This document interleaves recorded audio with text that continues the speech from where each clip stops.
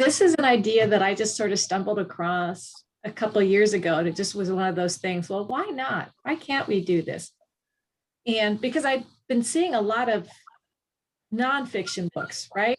Tons of nonfiction books geared to girls and stuff like that. But I thought, but what really gets in to our hearts are those characters we relate to in fiction books, right? I mean, that's what we remember 20, 30 years later or more for folks like me. Mm-hmm. And so I thought, well, what do we have out there? What can be done? So before I start, just a couple things. I hope to get into some interactive stuff later because you are doing STEAM ahead. And so when I talk about the books, I'm going to pause, and after each one, just have us brainstorm what kind of activities or programming, small or big, could you do around this to connect to the book or something like that. And it sounds like you've got months worth of ideas that you've been sharing and looking at. So hopefully we'll come up with some ideas to see how these connect to the books. But before that, I'd like to hear from all of you a little bit, if you would reflect on your own teen years and what books, what fictional characters do you remember? What females from literature do you remember that were like a role model for you? So for instance, for me, in middle grade, I read so much Nancy Drew. I caught up with all the Nancy Drews the library had. I just waited for the next one to come out. It was great to see someone who was smart and not made fun of for being smart. She wasn't a nerd. And that was great to see. So who do you all remember? Annie Taylor?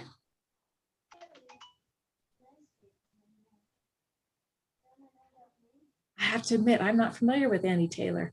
Annie's one of our participants. She put her name in there, so we knew she was here. Oh, okay. I see. I was like, yeah, that one.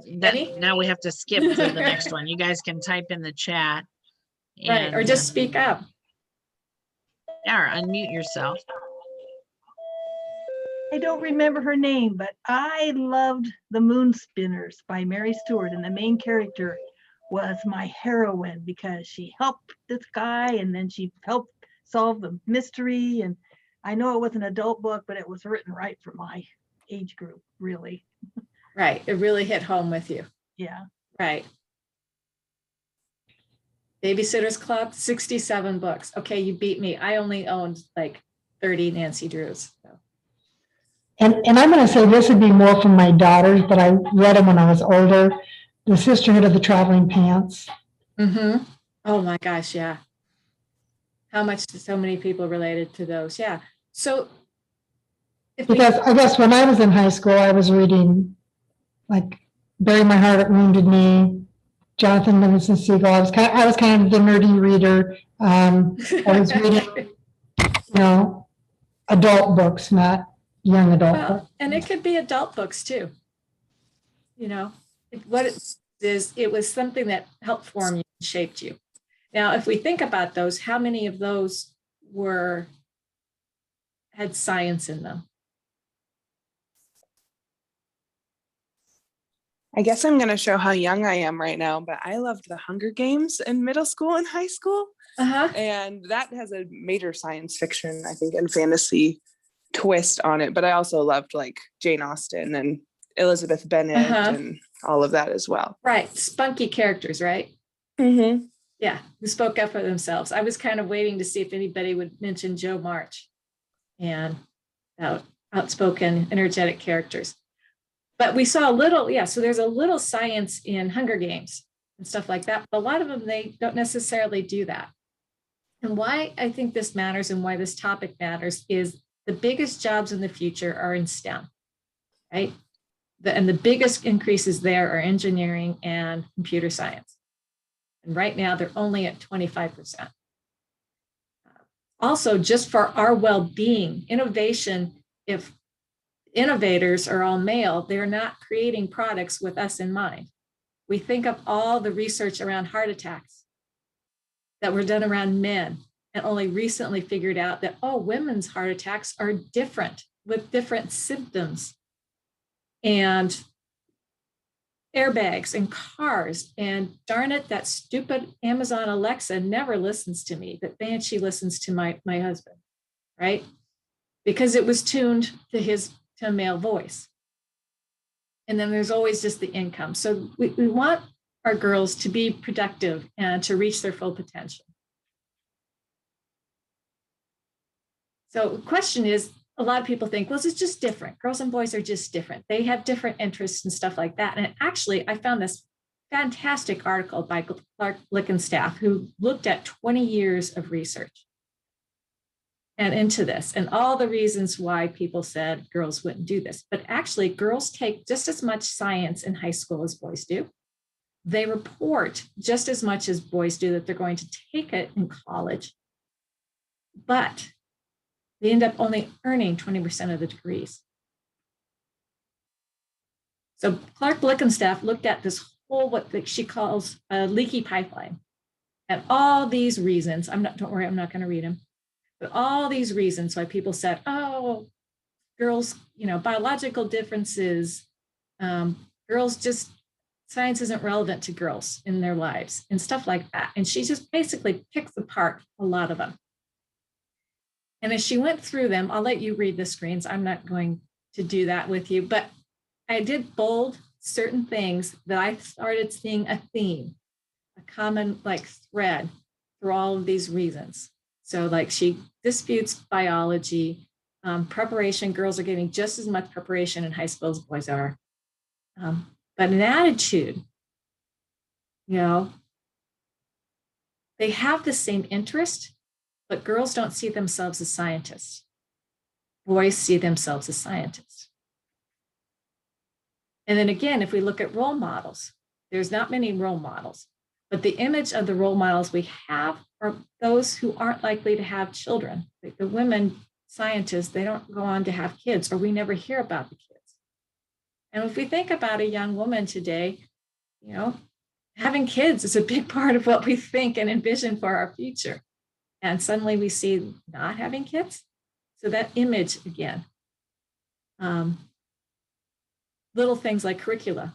Girls do better if physics is algebra based. Boys do better if it's calculus based.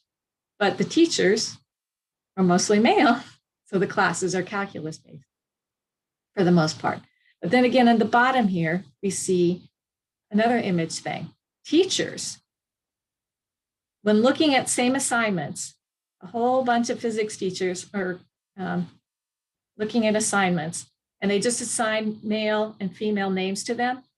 If there's a male name on it, the same assignment will get graded higher than if there's a female name on it.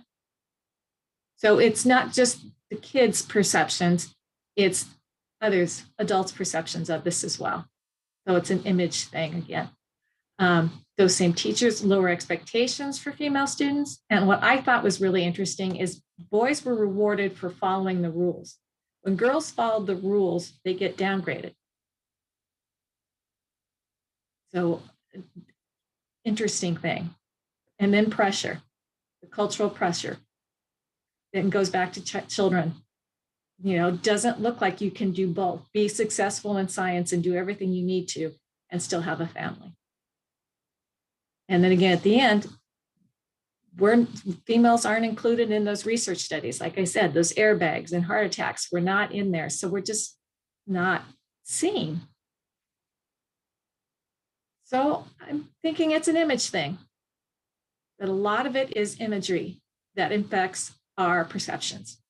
And this is just a whole bunch of research that shows how when we change that image or help try to shape that girls' interest in STEM increases and their feelings of confidence that they can actually do that. I love the third one. One is that girls want to pursue a career that's seen as a helping career. And a lot of those sciences are back behind, so they can't see the connection in terms of how they help society. And when you do that and show them that, then it starts clicking for them. Now, Blickenstaff did her study in 2005. So I thought I better see if anything's changed, right?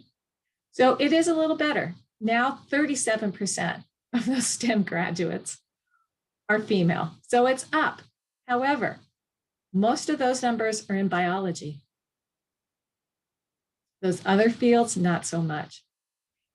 And notice the little note there. So math intensive science, that's where it's much lower. But that's despite the fact that in mathematics degree programs, students who are majoring in math, just plain math, almost half are female. So it's not that they stay away from math, like I don't do math. It's not that, because they're there in math. It's something else. I think part of it is image. And so that same study looked at it from more contemporary eyes, not 2005 eyes, and said, you know what, a lot of it is. Scientists are featured as looked nerdy, and they're messy, and there's explosions, which may not necessarily appeal to as many girls. And again, that image of being people, helping people, or working on things is a big deal to us. We females like to help. And so there's that. And I'm not saying this is going to solve it, because this is a complex problem. And it's going to take a lot of different angles into it, but I think libraries can play a role. I think one role we can play is making sure that there are images in our literature that show girls interacting in that. We already talked about Hunger Games and how that connected with people, and how, like, archery, for instance, took off when Hunger Games first came out. Girls interested in participating in archery. Hidden Figures gave new role models and images for girls, and suddenly started inspiring more to get into the STEM. So we know those images can impact us. This is just some more research that talks about how literature can do that. Again, how we know about empathy, we know this stuff, but there's something about this, I love that last one, indirect communication, that these messages that are being sent to girls, they are responding to, they will respond. We responded to, and we think back on it. So there is a lot of research that shows literature can make a difference in perceptions and imagery. So with that in mind, I started looking at books and keeping an eye out for books that hopefully had an element to them, an element of STEM to them, that were centered on girls, female protagonists, but a STEM element. And so what I thought I'd do, and I'll do today, is just go through those. Some of those give you a little plot line about them, and think about how we can do programming or things we can do around them. Because we don't want, reading is great. And that is our, don't want to diminish that.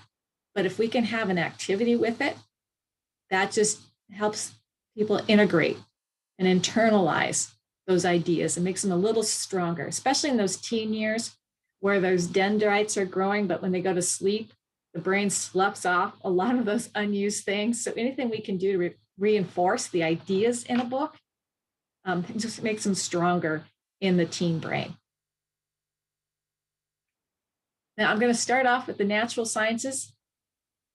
I just going to go over a bunch of these books real quick. This is where literature is the strongest in terms of STEM, is with the natural sciences, horticulture, animals, bugs a little bit. This is where the literature is strongest with girls in literature. So there's so many of them. I just realized this morning, though, that these are all middle grade titles. And I couldn't really think of a young adult title. But we have the Calpurnia Tate books, just fabulous. And Calpurnia is actually a little bit of the inspiration behind this. When I read the first one, I was like, oh, this is awesome. And it started germinating this idea of how we could do this. More recently, we have Kate Messner's Chirp, where, I can't remember the main character's name is, but she's helping her grandmother in her business. And her grandmother's business is raising crickets crickets as a food source. So she's all into the crickets and stuff like that. There's also a business side of this as well. So you see her not only with the STEM piece, but also with the business side, the entrepreneurial side, which is also important for, I think, developing in girls. Not to give anything away, but there's also a bit of the Me Too movement in Chirp. The Canyon's Edge. Young girl is trapped in a canyon by herself, and she just has to use everything she's learned from her parents about plant life and animal life to survive and save her father, who was washed away in a flash flood. So it's all her knowledge of those things and her inner strength to help her survive. That's a novel in verse. Another novel in verse, Macy Mcmillan and the Rainbow Goddess. I bring this book up every chance I can. Just a beautiful book. But gardening is a big source of comfort for Macy. And her mother is getting married and she's not happy because they're going to move to a new place and there's no garden in this new place. And that's one of the many things that's got her upset. But gardening is a big just part of her life, and plants. In Bloom, sci-fi thriller, where it's plants again, but these are alien plants who are setting to take over the planet.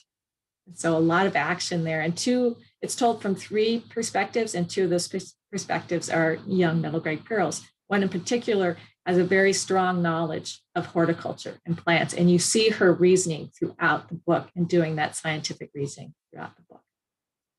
So natural sciences, if we were going to do a STEAM ahead activity around these, what kinds of things could we do?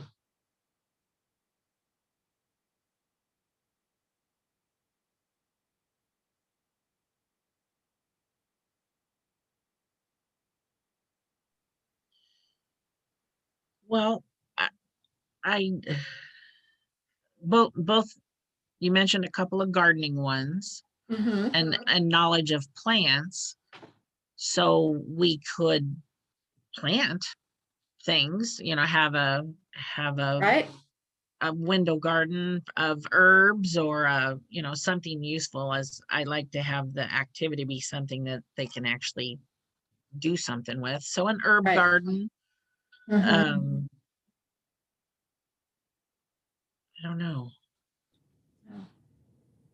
Looking at the Chirp, I don't know what we can do, but I do know that there are people here in town that receive shipments of live crickets to feed their, I don't know what it is. I must say some kind of lizard, I don't know, but.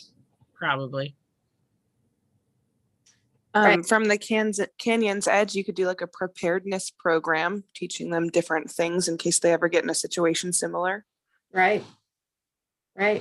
Survival. How do you survive? How do you get water? Yeah. Try the techniques she does to see if she can get water. Get things like that. Right. And there's tons of citizen science programs out there. There's like Frog Watch, where you can spend an evening and just listen. They teach you to listen for sounds of frogs and toads, and you can record them in your community. Or Budburst is another citizen science project, and the Great Sunflower thing, where you monitor, do observations in your community. What pollinators are out there to protect bees and stuff like that. So they can connect to a bigger community if you wanted even, but using your neighborhood to do that. There's an app called Picture This.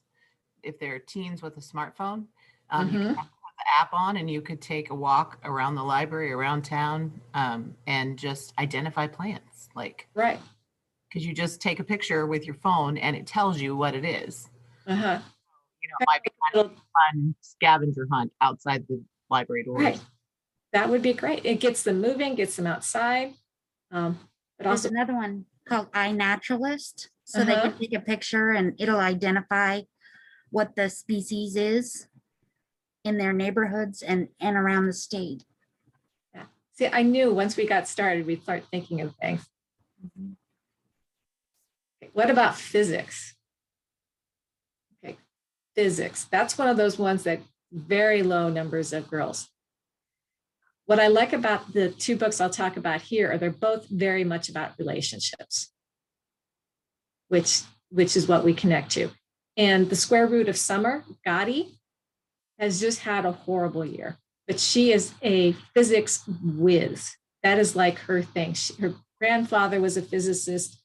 It's just in her blood and she just loves it. And you can see the images that are in the text of the book there, where they incorporate physics into the story.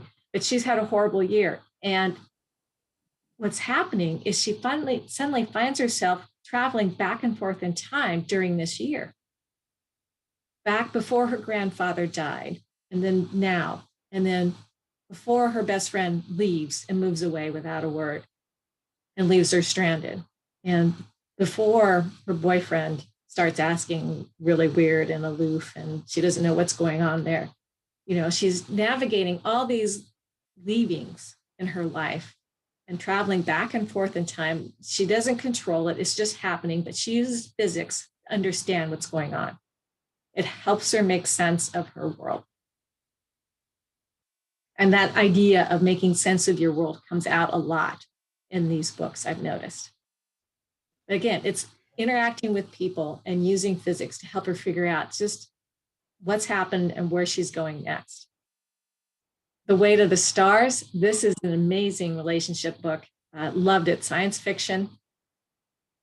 But the science fiction part is really small. So if you've got some people who are like, oh, I don't want science fiction, this is really about relationships. Ryan is an orphan. She and her brother are raising themselves, plus her younger brother comes home with a baby that apparently is his.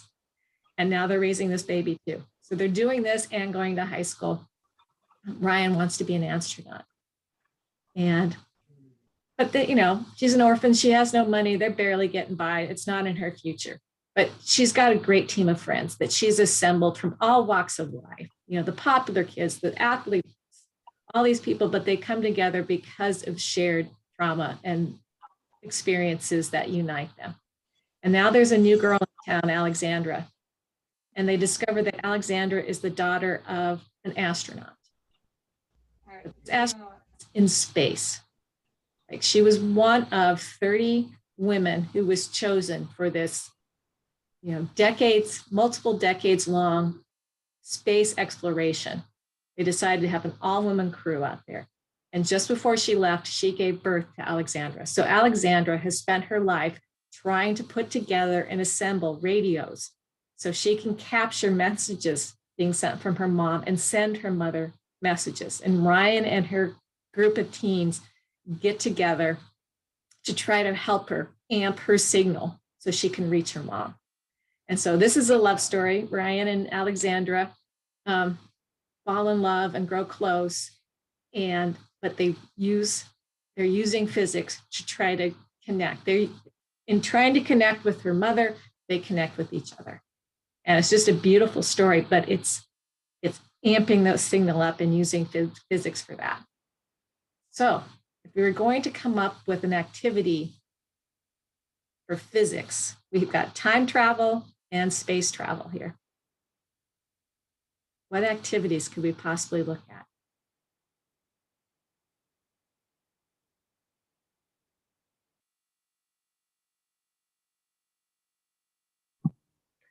You could do something about radio waves too.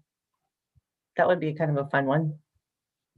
Probably have somebody in your community who has a ham radio operator or a local radio station. Yeah. Any other ideas? And it could be simple. It could be something simple like with this one where she's traveling back in time, the Square Root of Summer. It could be something simple as, you know, Time Hop Tuesday, or just put the question out on Instagram or Facebook and like, what day would you go back and relive in your life? Or what time period would you travel back to in time? You could do the CO2 water bottle rockets where, you know, the canister and make them launch and stuff and kind of break down why or how they work. Right. Or what about researching why was it an all-women crew? There were scientific reasons why women are a good option for traveling in space. One thing is we create less waste, but we also weigh less, so less energy is needed to transport us. So the science behind why an all-women crew, research that. Or there is, what's it called? Galaxy Zoo, a website where they have thousands and thousands of images of galaxies that they need help classifying. So they give you an image and then they give you the types of galaxies and they show you what the general shapes of those are. And they just ask you to look at that image and decide which shape it matches to help it classify as what type of galaxy it is. You can go and get involved with that. So physics is a little harder. And so that's probably why the numbers are low, because it's harder for us to kind of do. Computer science is another area where the number of females is low. But we have books like Illuminae, which if you haven't looked at it, it's a very different telling of a story. This tells the story of a mining planet. So it's science fiction. And it tells the story of the mining planet briefly, but also two main characters, Katie and her boyfriend, Ezra. The very day they break up, their mining planet is attacked by another mining company and destroyed. So the survivors escape the planet on a series of ships, and they're trying to escape the other mining company because the other mining company doesn't want any survivors, any witnesses to this devastation. At the same time, one of the ships that they've escaped on is a psychopath, a sociopathic artificial intelligence, kind of like HAL from 2001. And Katie, it's up to Katie and her computer science skills to get in there and to take on this artificial intelligence to save everyone. And by the way, escape the other mining company who's chasing them in their own spaceships. This is told entirely through texts, emails, government reports, trying to figure out what happened, how things went bad so quickly. So it's all told from interviews and all these other things. It's not a straight narrative. So it's a very visual, interactive kind of book. Then we have Warcross. Can't go wrong with Marie Lu, can you? You know, computer science hacker in a world where video games dominate and people hack their way in. She's a bounty hunter to help capture these people who are hacking their way into the games and taking advantage of it. As she does so, she accidentally becomes part of the game and gets the attention of the creators of the game who want to hire her to come in and figure out who's trying to sabotage them. So again, it's her computer skills, her computer abilities, problem solving with that to resolve the plot. So what kind of computer science stuff could we use?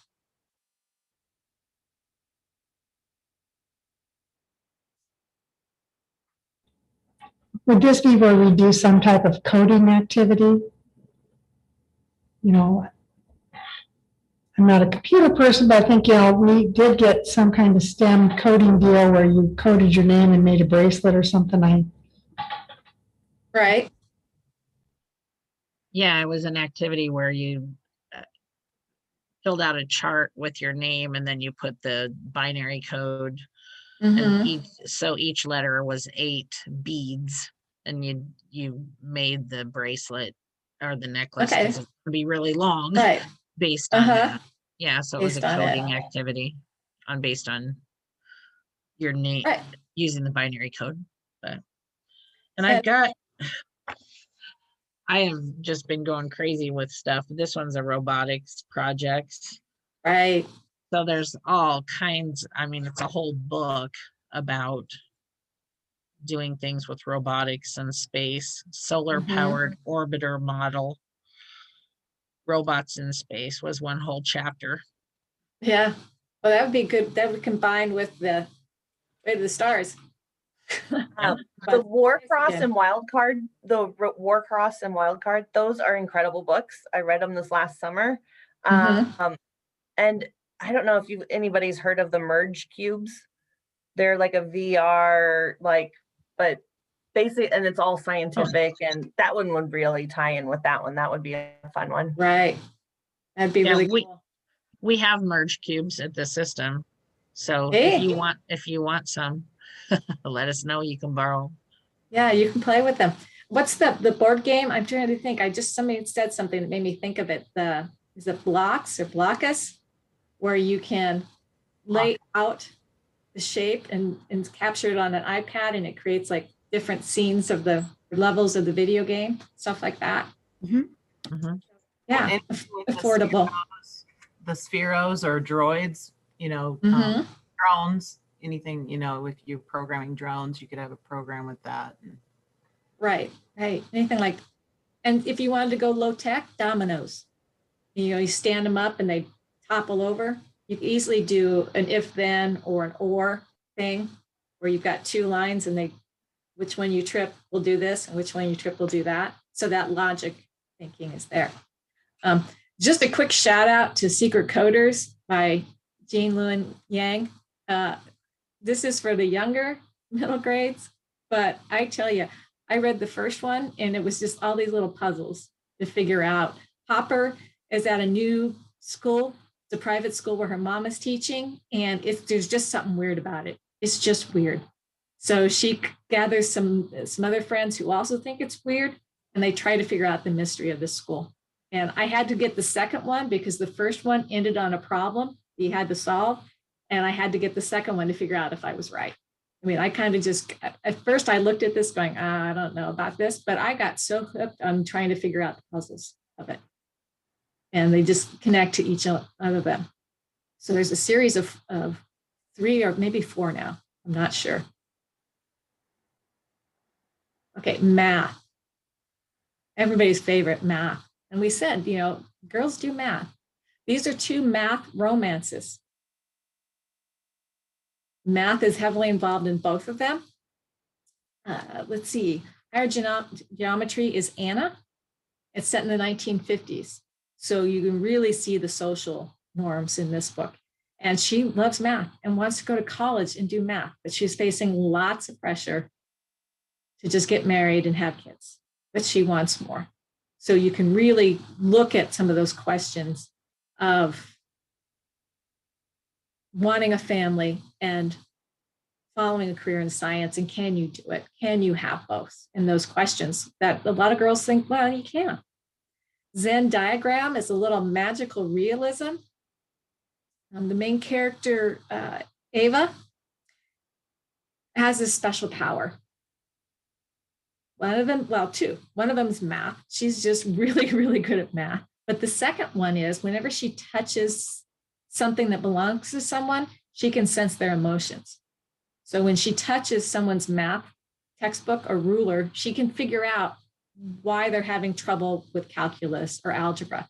So it makes her a great tutor and a very popular tutor.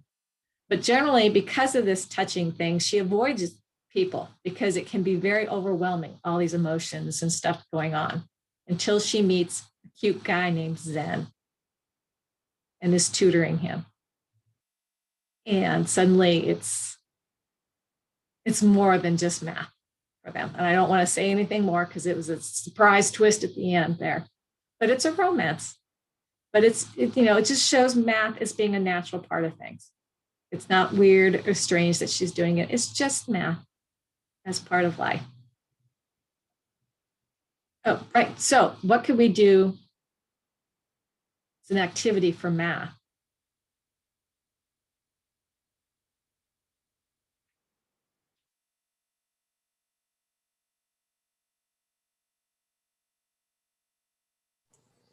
It would be just as simple as you can put out Sudoku, have a Sudoku day where they do puzzles and come in and. By looking of the cover of the Venn diagram, I will think of like origami type of thing, the different Uh-huh. figures of that, and then sometimes using like the paper square, so they can probably count how many squares are inside the diagram. Right. Actually, yeah, right, origami would be excellent activity. Because I was thinking, what craft does not involve math in some way, right? The big one I was thinking about was knitting, because I heard once about a group, and I wrote it down so I wouldn't forget. They are the mathematicians, matheknit, and they have all these knitting projects that are around math. That you can do simple ones, evolved ones, like a double helix, and all those things, but they involve math and counting and all that stuff. So just bringing it in and showing that it's a natural part of our life. Math is. Okay, so I threw this in here as forensic science. And I realized the books are out of order as I'm looking at the screen here. It's Stalking Jack the Ripper series. And Audrey is growing up with a father and her brother. Her mother has passed away. And she, again, is chafing at society's expectations of her as a girl in Victorian England during, Jack the Ripper time. And she spends her off hours sneaking away from her dad to help her uncle, who is a pathologist, does autopsies and helps the police solve crimes all the time. So she's helping him with cadavers and stuff like that. For her, science is like a savior. As I said, this common theme of helping you understand the world. This is a control thing for her. It's science, and this is how I can control the world, but it helps me understand the world. I don't want to deal with those frivolous things. It's just, I need something stable, and science is stable for me. We have this whole series of mysteries where she interacts, and she uses science and is part of it to solve these crimes or these mysteries and these puzzles that she goes through that. And of course, there's a little romance on the side with these as well to show that, you can be science and still have a life and stuff like that. So if we were going to do forensic sciences, what could we do around that?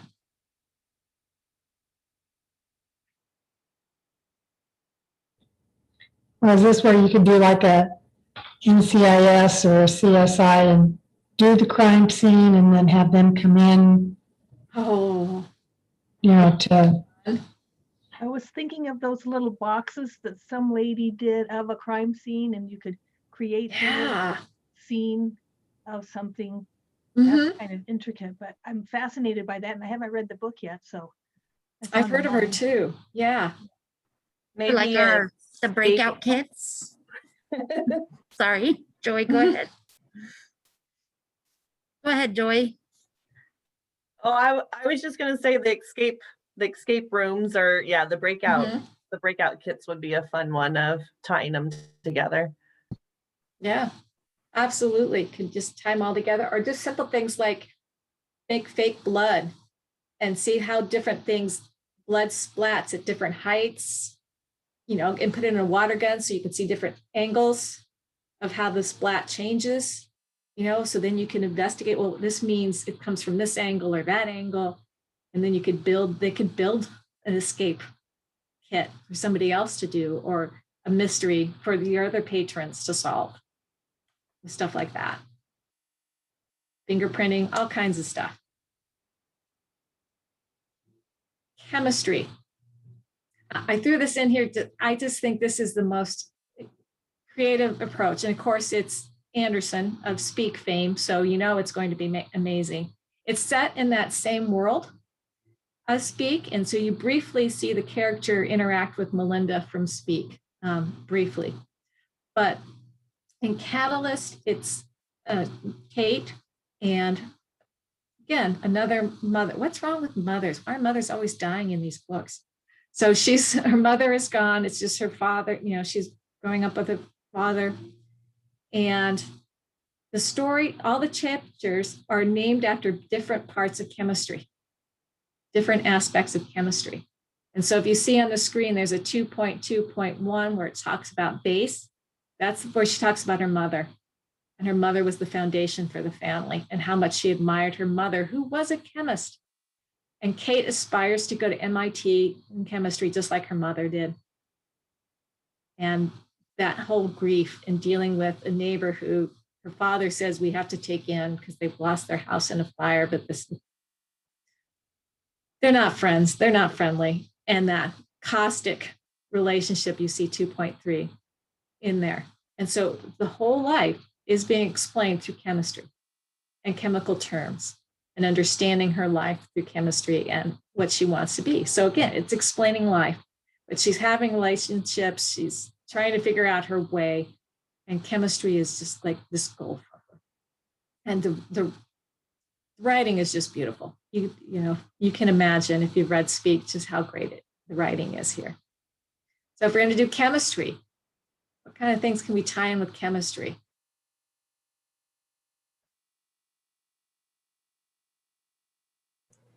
There's a lot of chemistry and baking.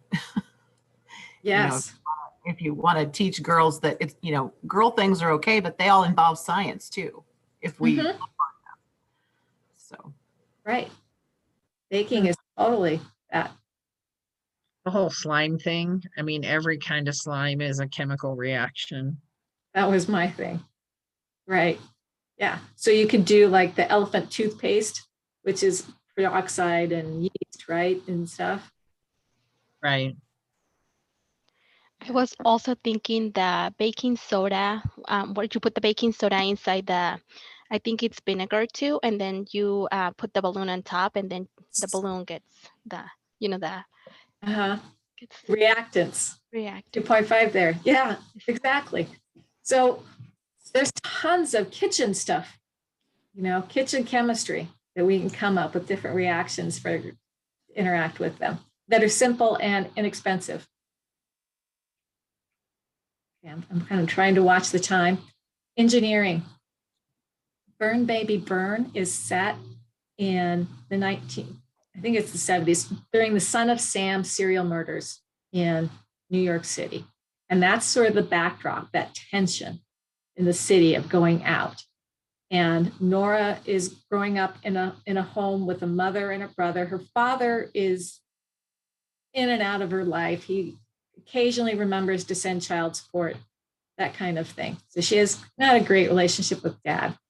It's very tense in the home. It's almost as tense in the home as it is outside in the city, worrying about Son of Sam, because Nora's brother is very abusive to her and her mother. And she really, needs to get out. Her talent is in school, in wood shop, and the vocational education. She can build. She's a builder. And you see her reconstruct a fruit stand for a local grocer that's been destroyed. She just can build, and that's her ticket out of here someday, if she can get the money together to go to community college and do that. So you see her, this is her talent, it's just what it is, and it's her ticket out of here, and she can use it to better life. And The Last Voyage of Poe Blythe, this is a dystopian world where they live in this walled city, but they go out, the community goes out on boats up and down the river to dig up gold and retrieve gold for their leader. And on one of these trips early in the book, Poe's out there with her boyfriend, and she's in love, but it's attacked by marauders and he's killed.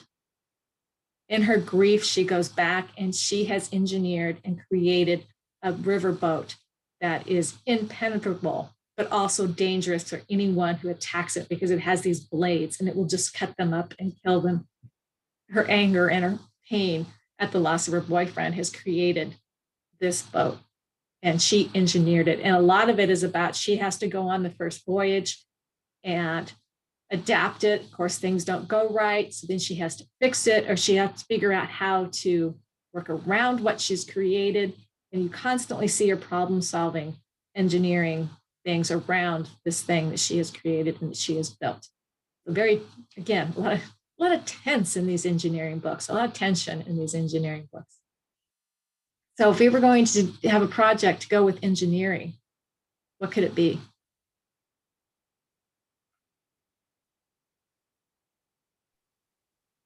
Bridge building contest. We did several, yes, like that, Mhm. for our full steam ahead. Like Joy said, the bridge building, the catapult, Oh, fun. we just recently sent one out where you use the tension between popsicle sticks, where you can make these boomerangs that explode when they hit the wall, but they stay together without glue or any kind. Right. They just are all wound together. It's sheer engineering basics. That, yeah, all kinds. And just open your junk drawer, right? Yeah. Build something. Build a car out of what's in the junk drawer or something like that. Our tween programming here just did a boat out of a water bottle, spoons, and popsicle sticks and a rubber band. And you put it all together and you would wind the spoon and you'd put it in water. And as it released from the rubber band, it would actually go throughout the water. And it was really cool. Oh, I bet that was a blast. Mm-hmm. That's the problem with this talk is I want to try all these things. But I have to get ready for class this summer. But yeah, so there's all kinds of things that you can do with this. We have a gentleman who is a patron here, and he worked on the 3D wood puzzles that actually was a Ferris wheel and had to put it together. So if you did that, like, you know, as an ongoing group activity or something, maybe they're not cheap. You might have to have somebody that could donate that maybe for your programming, but it was really cool. He brought it into display after he got it all together, and you could actually like wind it up and turn it on, and the Ferris wheel turned. And so that would be fun. That might be a good Father's Day present. It's coming up. Right. One of the things to emphasize is these are all books that had, like I thought, STEAM themes in them, but it doesn't have to have a STEAM thing in there for you to teach the scientific method. Mysteries. You pick a mystery and it's all about, you look at the plot, almost all of them have the scientific method where the main character notices something. An observation is a big part of science in STEM, notices something. Well, that makes them ask a question, right? Wait a minute, so-and-so's missing, or what was that? That makes them ask a question. So then they start talking with people and they start doing research and they try, looking at old newspapers or interviewing people, and they come up with a hypothesis. I think this is what happened. I think this is what's going on. This is why this person is missing, or I think this person killed them. So then they have to test them, right? And then in mystery novels, they always either test them by setting a trap or confronting them. And then they realize whether or not it was it. And at the end, they have to communicate. They have to finish and share the story of, well, this is what happened and this is why and that. So every mystery is the scientific method almost. You go through and it takes it. So you can use that, any mystery, to teach it. There's also out of Tufts University this idea of novel engineering, that any novel that has tension, and think about it, is there a young adult book that does not have tension? Right. And brainstorm solutions to different problems within there. Engineer solutions to them. So for instance, if we think about Burn Baby Burn and Nora, who wants to go to community college, and she has this brother who's abusive. She's got money, she's saving, but he wants to steal it. He gets into her room, he gets into her stuff all the time. So she needs to protect this money from her brother. So you can design a solution to it. And I just have a couple here, like maybe she creates an alarm system or a better door lock so he can't break into her room as easily. Or maybe they develop some kind of new camouflaged hiding space that he's not going to find. So then you could build these things, build them and test them, build a lock, test it, or an alarm system, like you put something at the top of the door And your teens could do this. Your girls could, in your community could do that. It doesn't have to be girls. It could be boys too. Could problem solve these things.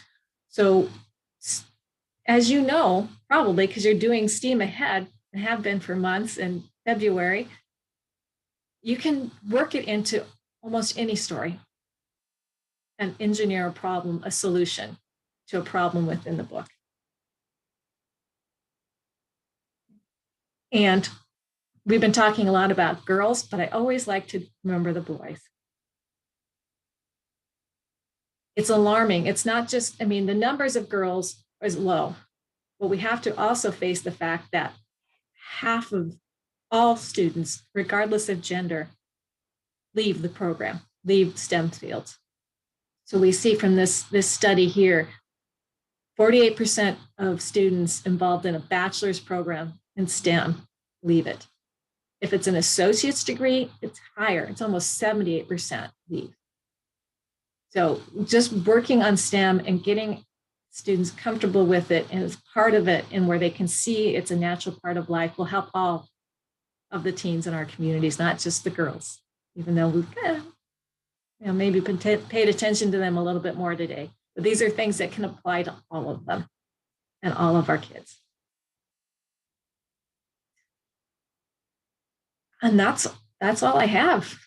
Thank you you guys had so many great ideas. I'm glad you're recording this so I can go back and steal them and use them myself. Any questions or comments, observations? Another great series of books, if people are looking for them, is Anola Holmes.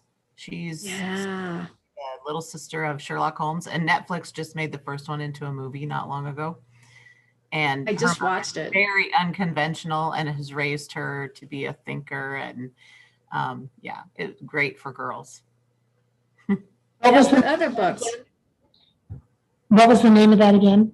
Well, the main character is Anola Holmes, and I can't remember the author, but if you search Anola Holmes on Amazon, they'll all come up. That's her name because Anola is the word alone backwards. I'm sorry, I know I gave it away, but that'll help you remember the word. It happens early in the story, so you didn't give away the end. It's by Nancy Springer. Thank you. What other books maybe I missed that you can think of? There's a series, it's kind of in between adults and young adult. It's kind of one of those, it could be either or. Mm-hmm. And it is a series by Alan Bradley, and it's Flava DeLuce is the main character, and she's preteen, like 12, 13, 14 years old, and she wants to be a chemist. However, she gets roped into all these mysteries and kind of, I don't know, plots and different kinds of things. And I had a patron donate a couple of them, and they were so good that we ended up buying the whole series. And I think there's 13 of them in the series, maybe. What's the character's name again? Flavia DeLuce. So FLAVIA DE, and then Luce, LUCE. Oh.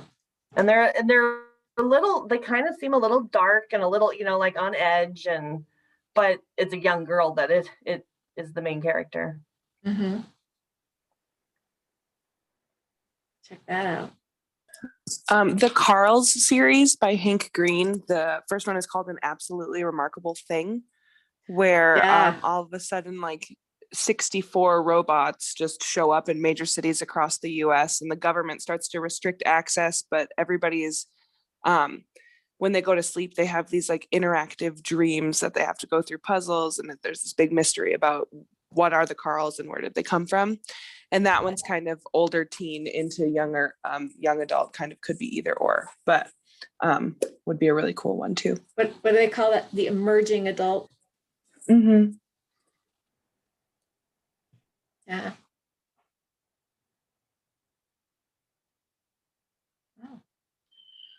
Now, this is a question. Uh-huh. Do you see yourselves having book clubs for I don't know, you wouldn't necessarily want to restrict it to girls, but for teens and reading any of these titles, again, our full steam ahead, if we could come up with a title and an activity that goes with it, would you want book club kits that relate to these, or is there one that's really intriguing, like a book that has, or a series that has 13 books in it? We could start with one with an activity. I don't know. I'm trying to think how we can help develop this. Lemony Snicket's, oh, sorry. Lemony Snicket's series. Go ahead. Sorry, I'm so sorry. Lemony Snicket's series of unfortunate events would be a great one to do that way, because it kind of grows. So it starts more young reader and then grows into middle grade. But like Violet is a engineer and she's always engineering them out of problems, and math is not math. Klaus is kind of literary and math, almost kind of genius, if I can't think of the right word, and how they get themselves out of their predicaments in each novel is very like engineering and STEM based. And that would be a good one. Now, I was going to try to check into that Secret Codes by Yang just to see, because you said that they have puzzles and things in those books. Right. And I didn't know, I usually do a book club for 2nd and 3rd grade, and then 4th, 5th, and 6th grade.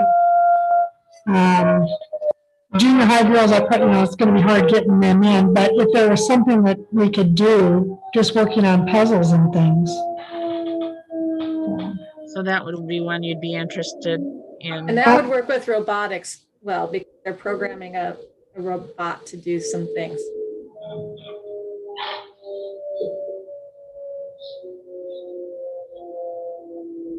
Okay. Alrighty. Shelley there in the chat brought up The Arithmetist by Brandon Sanderson. Might be a good choice. Okay. Looks like Annie put something in the chat too here. Yeah. I'm writing down arithmetist.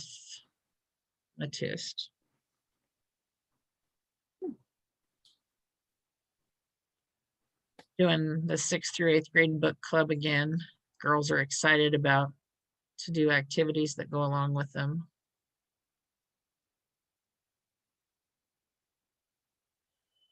I don't know that decorating cupcakes is not necessarily, there's art. STEAM has art in it too. So baking is chemistry. Yeah. So that's great that you've got some kids coming that are interested in reading and then doing an activity along with it. That's kind of what I was wondering, is if there was something I could help with. One of the science, we just recorded it for summer because we're not really sure if we're going to be in person or not.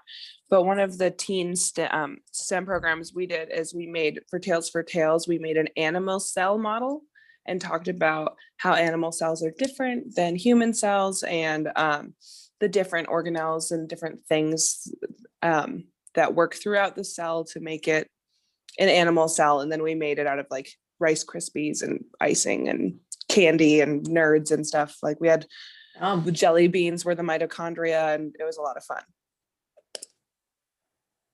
Sounds like, wow.